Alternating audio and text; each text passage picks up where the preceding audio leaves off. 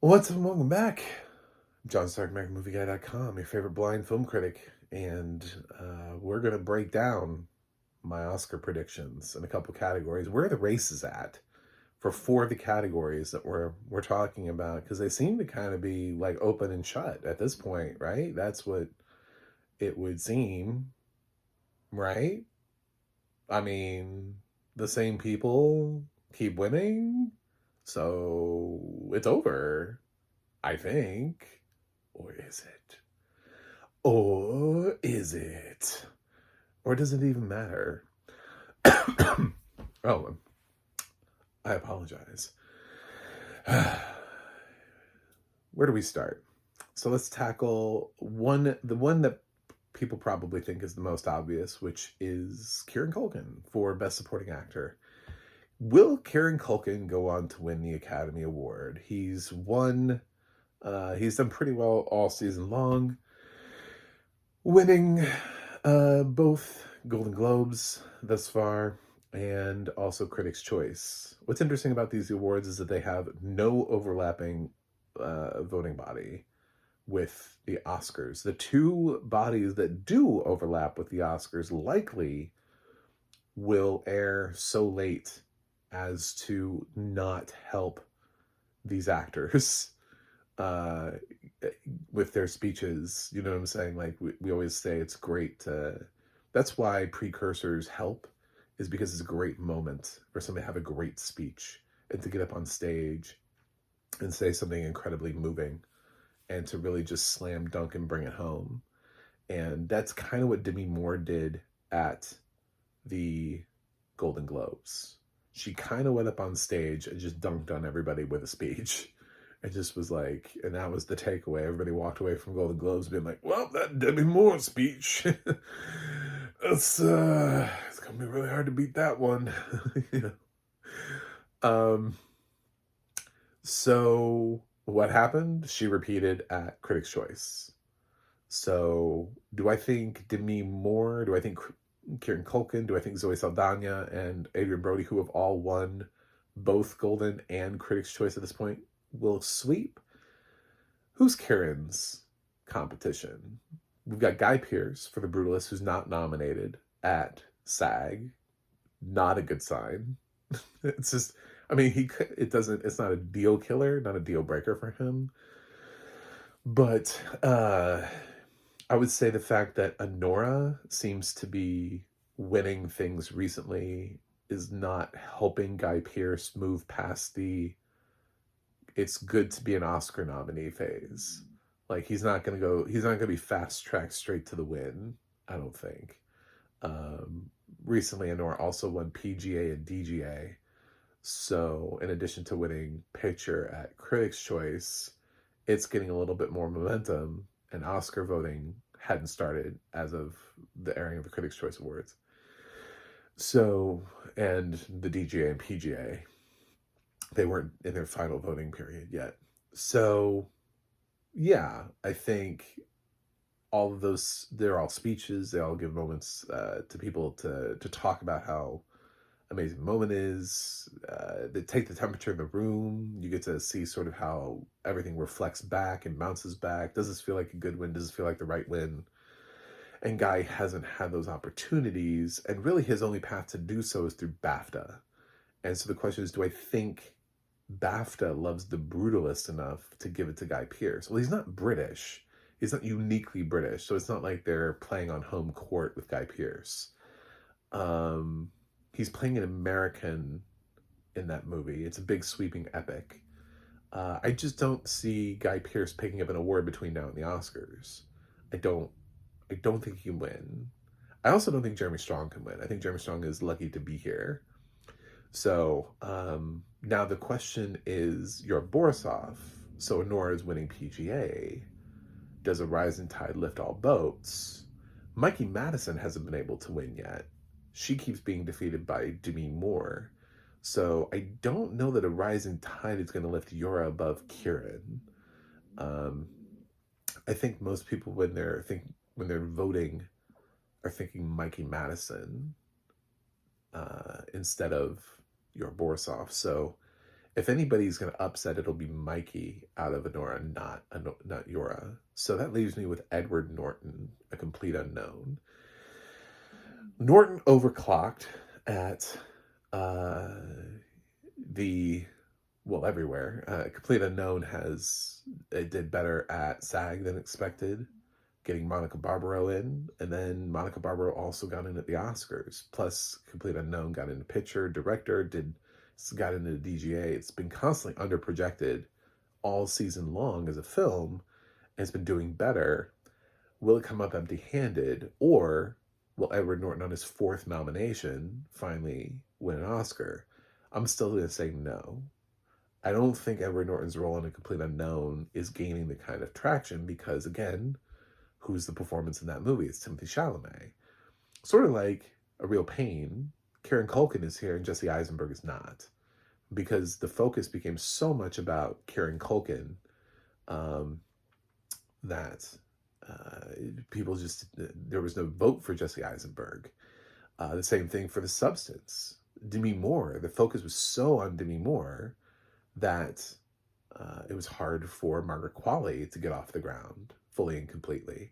Some of the things are a little bit more balanced. Like the cast of The Brutalist seems to always be presented as those three.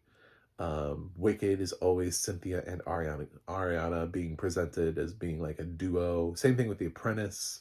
Really, it is Sebastian and Jeremy. So some of the things, again, Sing Sing,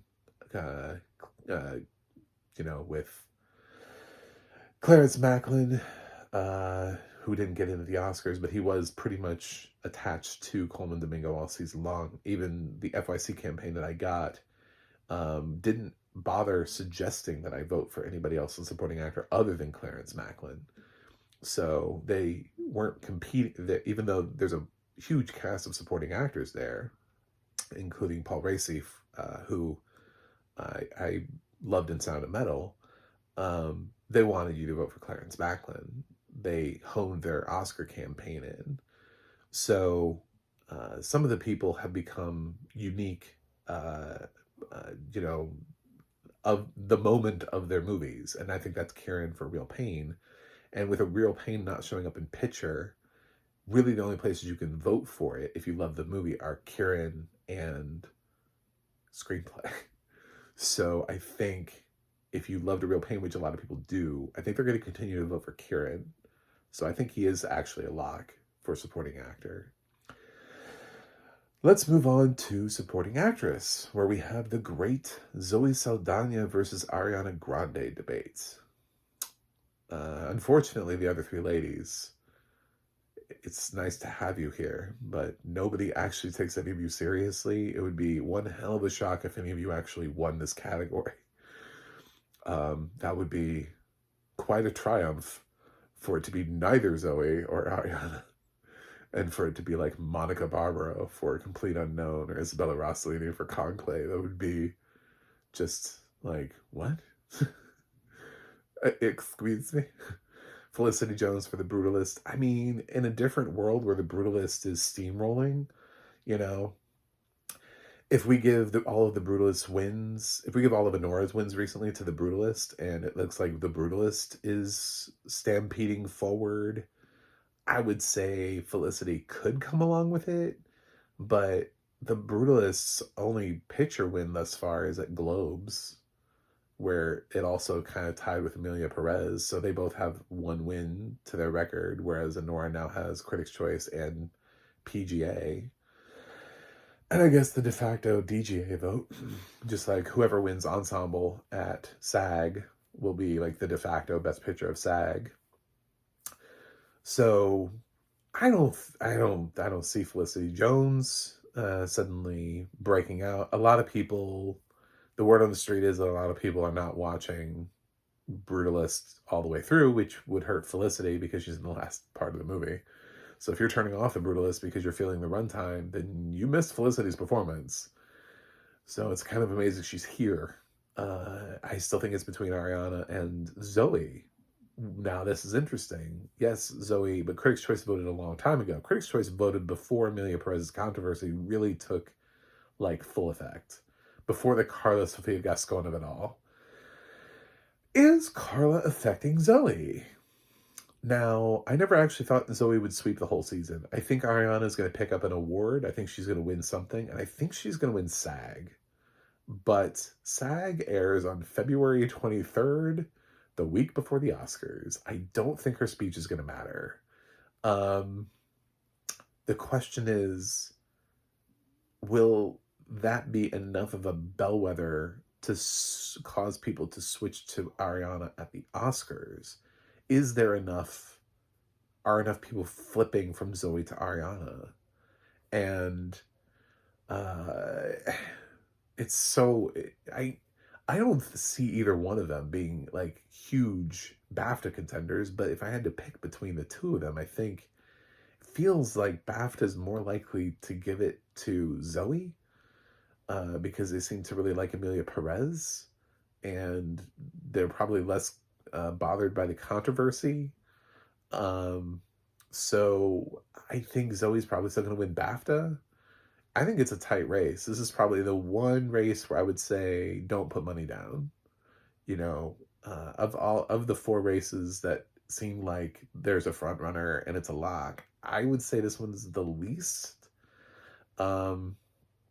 I think Ariana has always been closer to Zoe, which is why I laughed when I reacted to the awards announcements, and I don't know, whoever the fuck they picked off the street who was sitting there analyzing the awards nomination was like, wow, it's such a surprise. Ariana Grande got it. I know she was on the fence. It's like, no, she was on the fence in like October. She's been off the fence for a while now. Like, who are you? And how did you get on Good Morning America? Like, what do you write for? Like, who? So, no. Wicked's a very popular movie. She's got a very popular performance. She's popular. Everything is working in her favor. The Wicked fever has kind of died down, but I don't think Emilia Perez ever had a fever. So the fever has only ever been self-created in and among Hollywood people. There isn't really a fever for it outside of Hollywood types. It's one of those movies that when it wins, that the American public is going to be like, what the fuck is this? I have yet to see it trend in the top 10. I looked at it when it came out. It wasn't in the top 10 when it debuted on Netflix.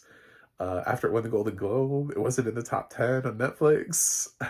I'm like, these are not good indicators for Emilia Perez. I mean, I don't look at the top 10 on Netflix every single day, so it's possible that it spent someday, like on, I don't know, December 17th, it was in the top 10 or something. I don't know.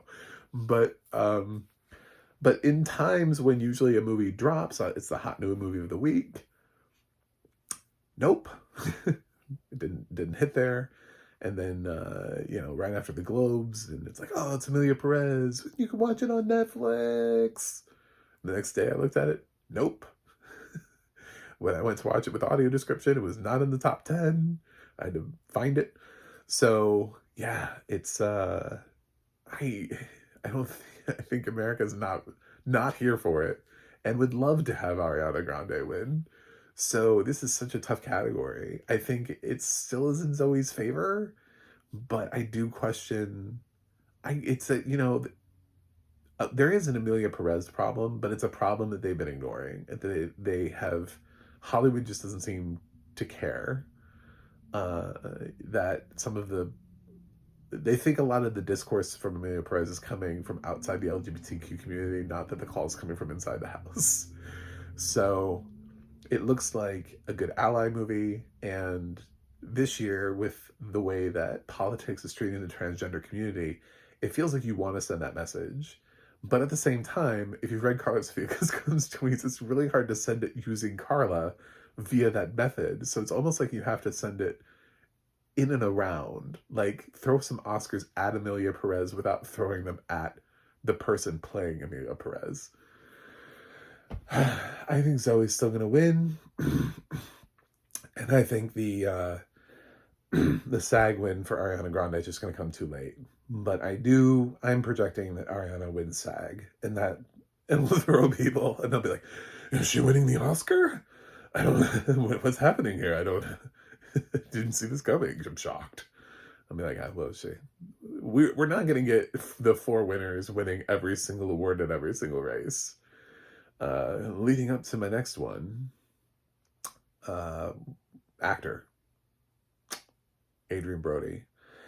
So, can Adrian Brody sweep the season? Can he go all the way to the Oscars? This is a question I've asked myself the entire award season because he has already won an Oscar.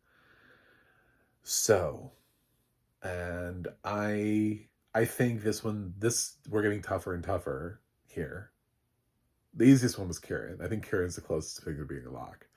Um, Adrian has a problem, and the problem is that SAG didn't love The Brutalist. SAG didn't nominate really anybody but Adrian Brody. So it just wasn't as nominated as some of his competition. They clearly loved A Complete Unknown. They went nuts for Complete Unknown. Uh, so it looks like Timothée Chalamet could take the uh, the SAG vote, the SAG contingency. People have said, and I kind of agree with that. I've been thinking that for a while because Brutalist. The other thing about The Brutalist, and I talked about this a long time ago, was, and I knew it with Critics' Choice, but then Critics' Choice went ahead and nominated, like, it didn't have a problem getting nominated Critics' Choice. The Brutalist was being poorly campaigned by A24, much like Sing Sing. Like, The Brutalist didn't screen for Critics' Choice. They didn't get screeners for The Brutalist. So the only nominations that came from The Brutalist were people who saw it at, like, a festival. So the fact that it got nominated as far as it did and as much as it did is based on love or people thinking that they would love it, because they didn't get screeners for that. Um, and it's sort of like the release pattern for Sing Sing had everybody going, what's going on with Sing Sing, A24 is just, I don't know, they got too many films this year and they didn't know how to campaign all of them. And then Heretic became an Oscar contender. And they're like, oh, what do we do? I don't know. Sebastian Stan for A Different Man. We're running too many Oscar campaigns. Did you remember to send The Brutalist out to Critics' Choice? Fuck. I don't know. But yeah, so it could just be did they get it to everybody? When all of SAG, that's the thing, is that SAG has a nominating committee of about 2,500 people, then everyone votes. You know what I'm saying? Like all of SAG, which is like over 100,000 people, end up voting for the awards. So the nominating committee liked A Complete Unknown. Does that mean that they won't like Adrian Brody? See, the things about these other award ceremonies like SAG and BAFTA are the whole thing about, is it time for Adrian Brody's second Oscar? Doesn't apply to them. They're not worried about it. Adrian Brody's second Oscar. They're like, this is the SAG award, man. This is about whether or not we're going to give Adrian Brody another SAG award. So he could still win. He could still pull out the thing. Timmy's young. Yeah, he's playing a real life person, and he's doing the voice, and he's doing the guitar. But there's space for Adrian to win SAG. Just because he's under-nominated, that was with 2,500 people. And I don't know, it's like a sample of, honestly, their nominating committee should be bigger. It needs to be a larger representation of SAG in general. It's so weird that it's 2,500 people. I always think about that as a Spirit Awards voter. I'm like, who is picking these nominees? I don't think I've ever been told who's actually nominating these movies and where did these come from. So feels like we're just putting names in a hat and just pulling things out. So nominating committees are so weird.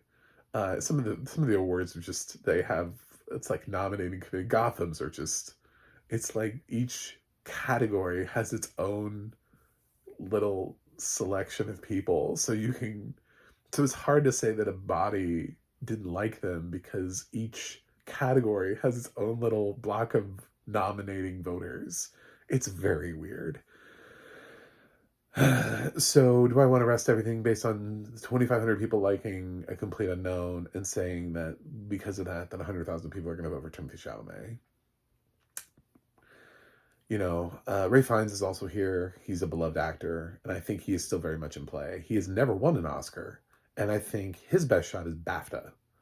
I think Ray Fiennes showing up at BAFTA, where they really liked Edward Berger's All Quiet on the Western Front a few years ago. I think I could see him liking Conclave. Of the Best Actor nominees there, barring a surprise win for Grant for Heretic, I would not be surprised to see Ray Fiennes win at BAFTA, and it could become sort of a little bit of a cluster at the end for people if Timmy wins SAG and then Ray wins BAFTA, because then people would go into the Oscars saying, wait a minute, hold up, is this really an open race here?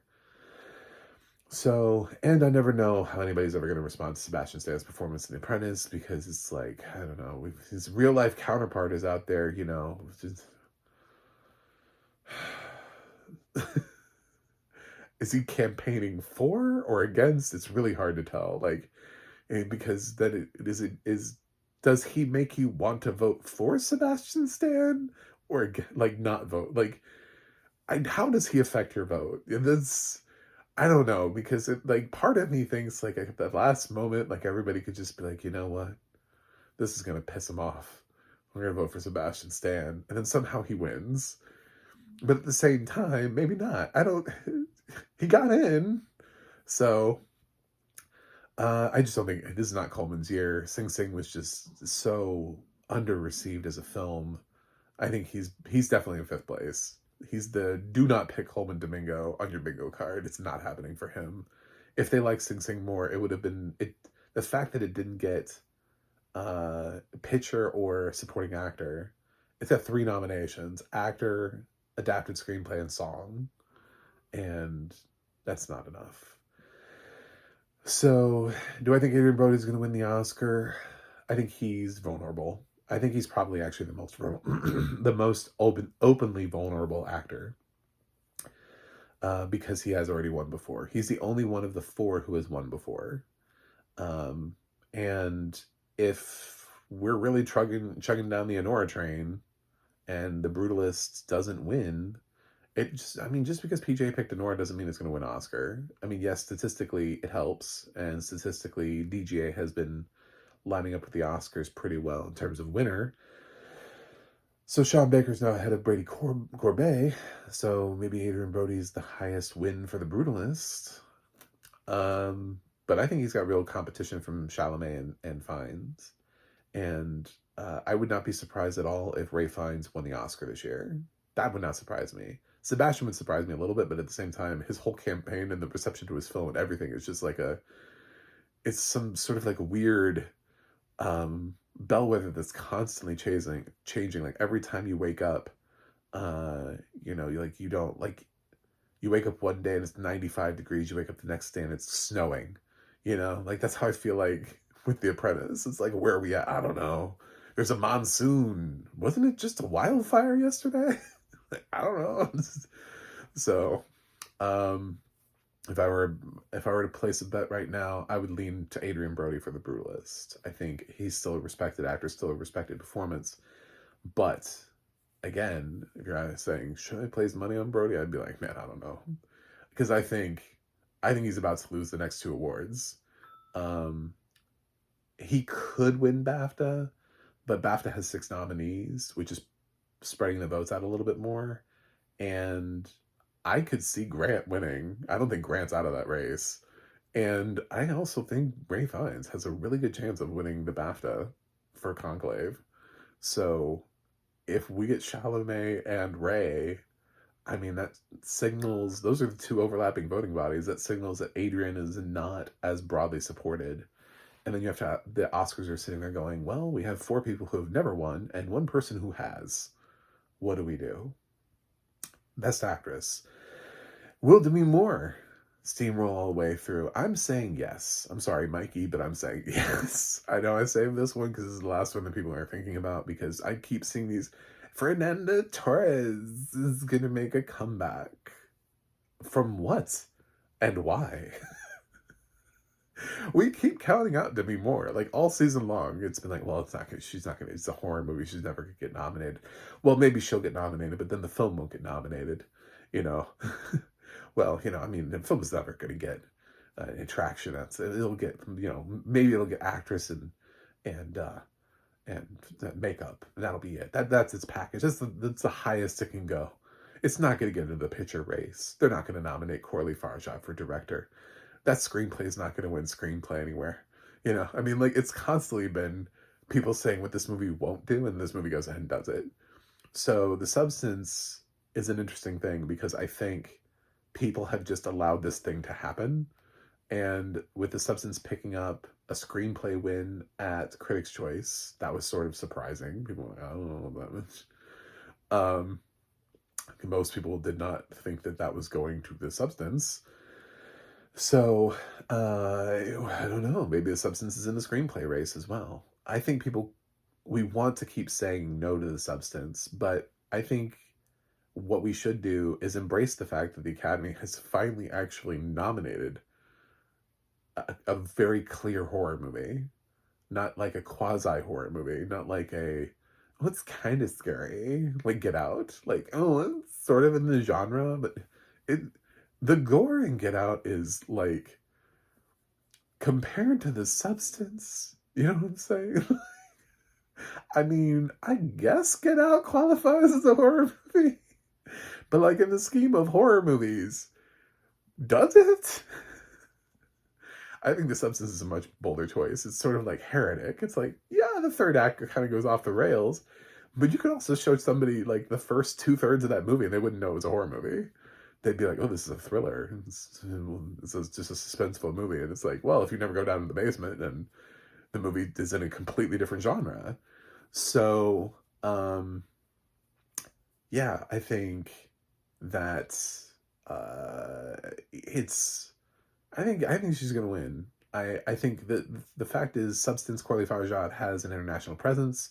BAFTA will feel comfortable voting for her. Fernanda Torres isn't nominated anywhere else. She didn't get a SAG nomination. She didn't get a BAFTA nomination. She can't win anywhere else.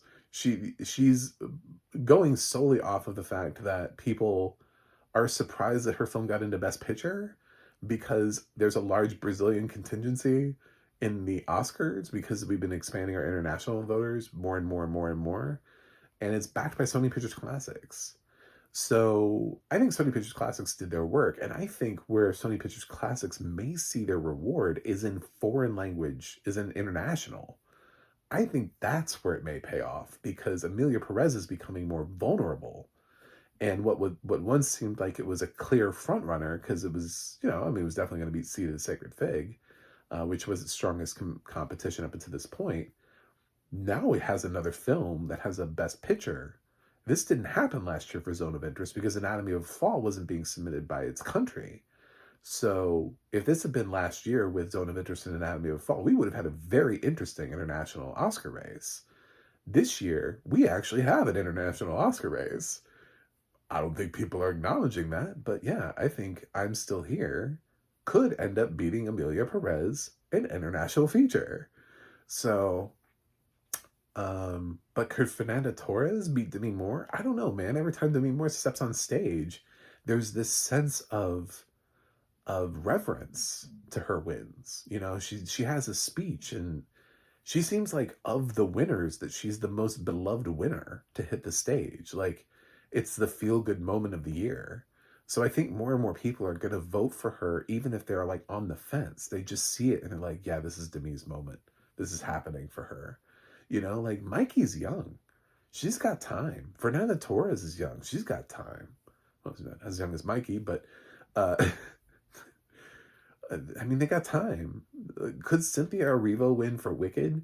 She does have a part too. I mean, a lot of people have said that for both of these actresses is there is a second part to that film coming.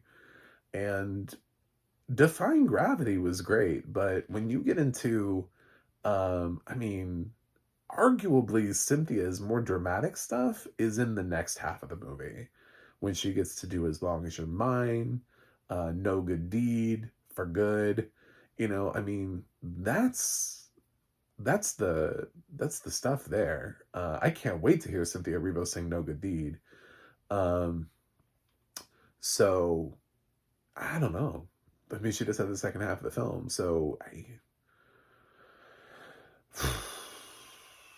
I'm gonna say probably not, and I'm gonna say hell no to Carlos Figasco. And there's no way she's winning Academy Award this year. I don't care how many awards. Amelia Perez could sweep. It'll sweep every category but this one. She'll be the only thing that doesn't win. There'll be enough people who won't vote for her that it'll pull votes to somebody else, whoever is in second place. She also hasn't won, so no, she got to speak at the Globes, but Netflix is kind of pulling back the campaign on her a little bit, sending her out a little bit less. She doesn't have social media anymore to be able to talk to people. Yeah, they're just bringing the campaign back on her, and people talk about celebrating the controversy from the artist. It's like it's really hard to do that, and every time we do that, the artist keeps like every time we don't say something, the artist keeps doing things like that dumb Kanye shit at the Super Bowl. Like that's when we keep going, well, we have to separate the art from the artist. It's like, do we? At some point, it's okay to just accept the fact that the artist is a garbage human being and just say, fuck it. Just be like, no, I'm done with your art too, because clearly if I keep funding your art, I'm going to fund you and you won't go away. So, I don't know, man. I'd love to be able to think that Carla could come back and have redemption and have thought, and she needs to be doing the kind of press that is like an apology tour. But it's weird to do an apology tour when you're also campaigning for an Oscar. Netflix doesn't want that because they don't want that attached to the movie, so she can't really do an apology tour until the movie's done campaigning. So it sucks for everything, because it's like I don't want to write her off completely. I want her to be able to speak on it and speak towards it, and let there be more. Let that be, you know, let her have her piece or whatever about that. But she's definitely not winning an Oscar this year. And I guess the thought is that the international vote is pulling towards Fernanda Torres. But again, Corley Farjan is French. So I think she could be pulling, the Substance could be pulling a little bit of a international vote as well. So I don't really have a reason to count against Demi. And I think she's going to win the next two awards. I think she's going to win SAG because she's a well-respected actress. It's been around forever and seemingly has never won an award, has never been given the kind of role with the amount of depth. Remember, SAG is where Pamela got nominated. Like, Pamela Anderson is nominated at SAG. And they didn't gatekeep that from her. Instead, they welcomed her and they said, thank you for turning in a performance. Pamela Anderson was finally offered a role of worth, and she showed up for it. So I don't think they're going to shy away from Demi Moore at all. I think they're going to run towards her. So I think she's winning SAG and BAFTA. I think very well she's going to win BAFTA. I don't think Mikey Madison feels like a strong BAFTA choice. I don't think Cynthia does. I don't think there's a performance that screams BAFTA to me that's nominated there. So I think Demi sweeps the season.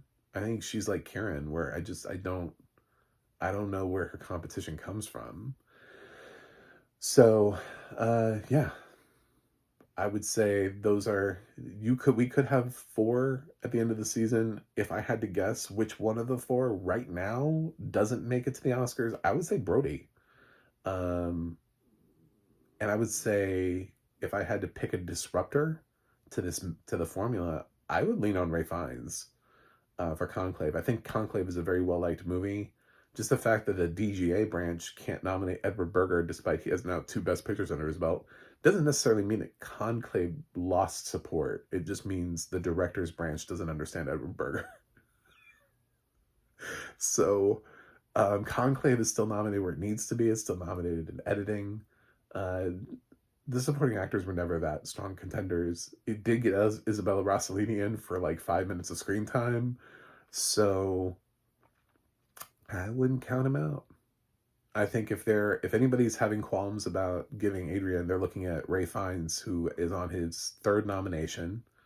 He's been around for a long time as an actor, and he's never won. And last time he was nominated was the English Patient in the 90s. We have egregiously undernominated him. So that would be my prediction. Anyway, thanks for watching. Thanks for subscribing. And I'll see you guys on the other side.